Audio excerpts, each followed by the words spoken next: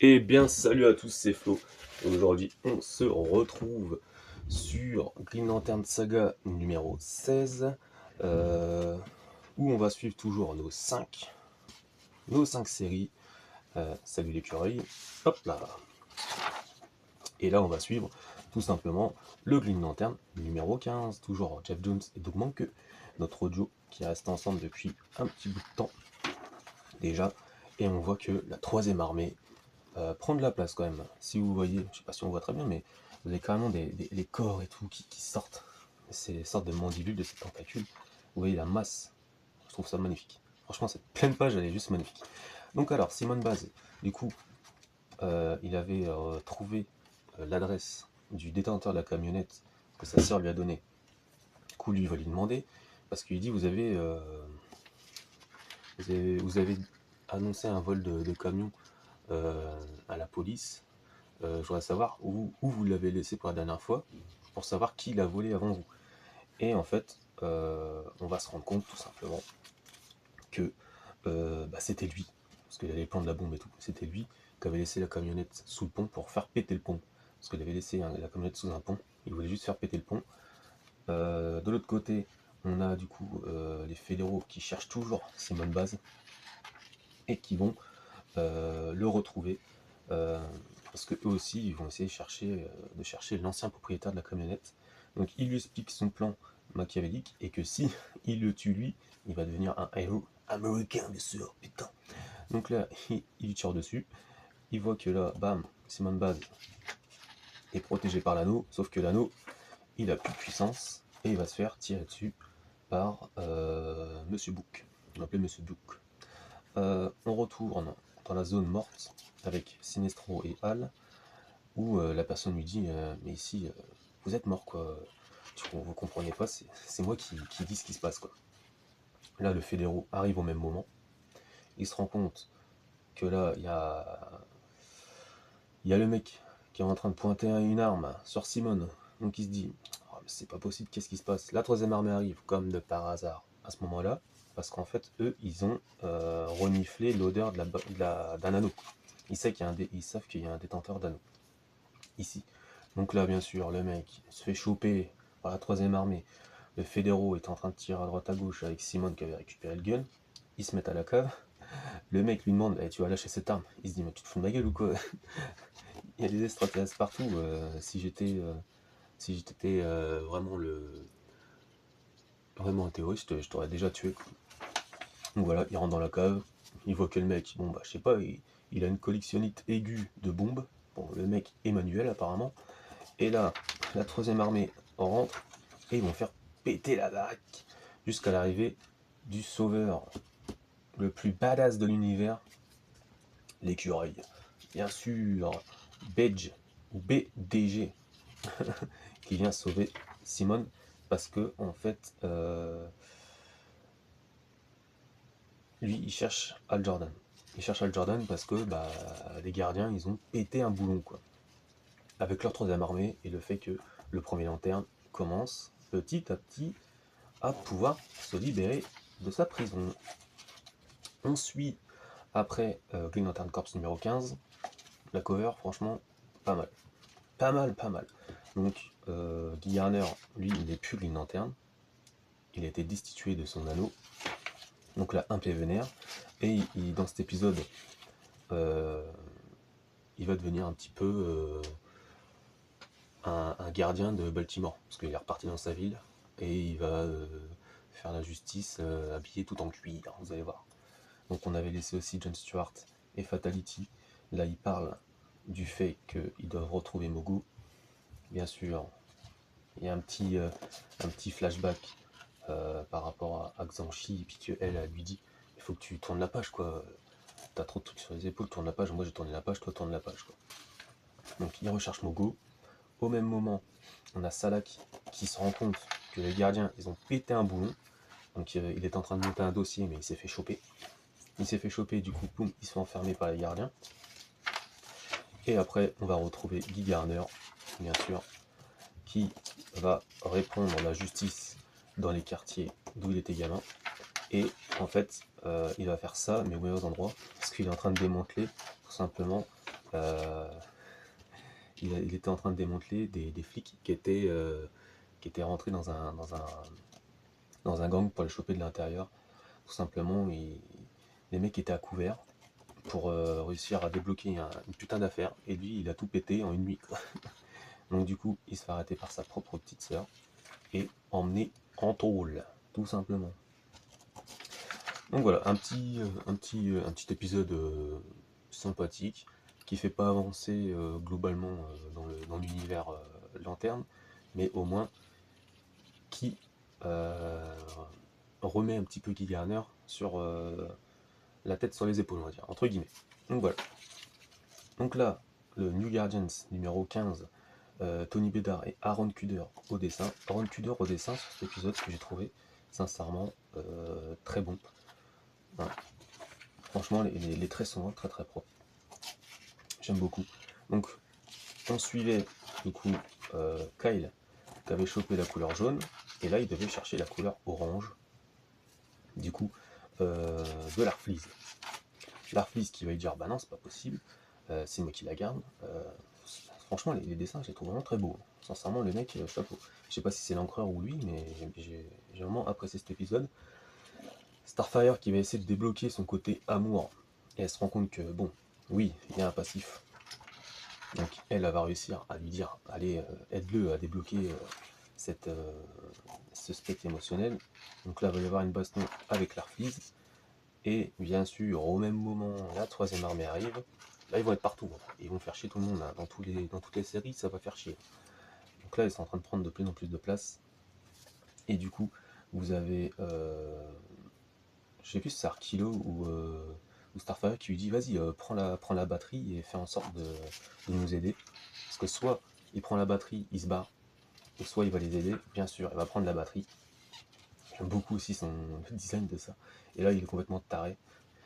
Franchement, j'ai l'impression de voir un peu du The Mask, comme j'avais dit dans l'épisode précédent avec le facepalm de Simone.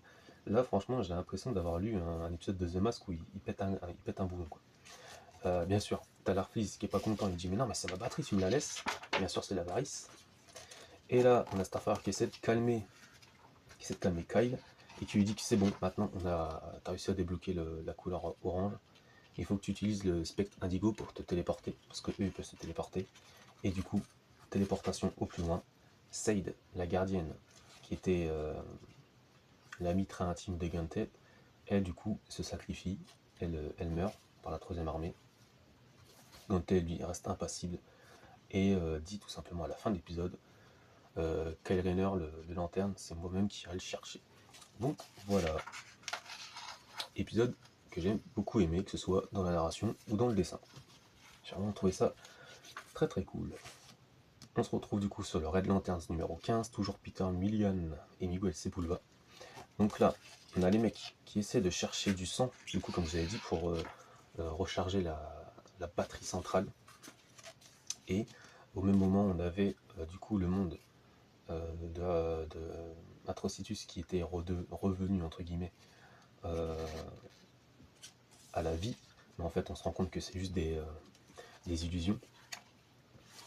Et boum, on a toute cette armée de trackers qui est revenue, mais apparemment, parce que là il pète un boulard, là, il les défonce tous, mais apparemment Atrocitus les avait gardés ou éteints tout simplement pour un potentiel, une potentielle mission. Donc voilà, garde tes ennemis plus proches. Hein. Donc il les a gardés proches de lui. On a encore les Bliss qui sont partis du coup sur Terre pour récupérer le meurtrier de son grand-père. Donc là je sais pas, parce que il revoit son frère, mais son frère je crois qu'il était mort. C'est pour ça qu'il a eu la rage. Je pensais qu'il était mort. Donc vous voyez. Et là en fait il le récupère. Enfin il le revoit tout simplement. Donc là il est vraiment enragé de fou. Bliss lui dit bien, très bien, maintenant on va voir le tueur de ton grand-père tout simplement.